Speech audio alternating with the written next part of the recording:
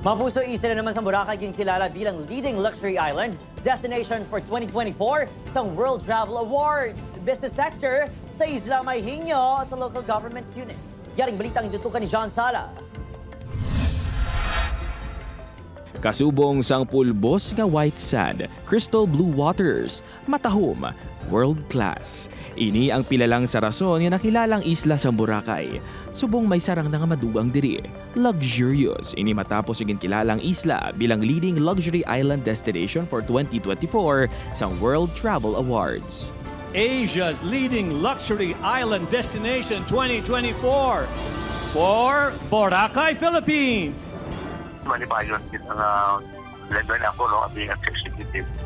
Kay amo ginaamon nga goal mo to make Boracay a luxury destination. Dako nga bulig ang ini nga pagkilala sa isla, ilabi na sa patag sang turismo kag komersyo. Pinaagi sini mas madamo ang maganyag nga magpadulong sa isla.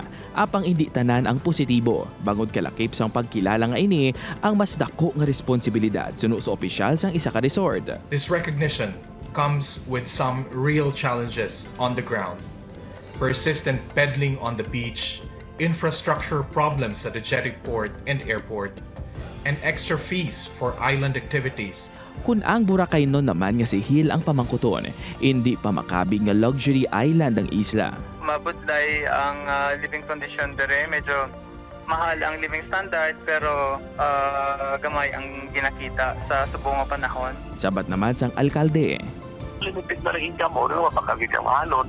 Baklo mo lang ba na anay? Naghinyo man ang Malay LGU sa publiko sang paghangop. Bangod pag-abot sa mga infrastructure developments kaangay sa mga port. Ginatugyan kuno ini sa national government. Upod kay Hans Desierto, John Sala. 1 Western Visayas.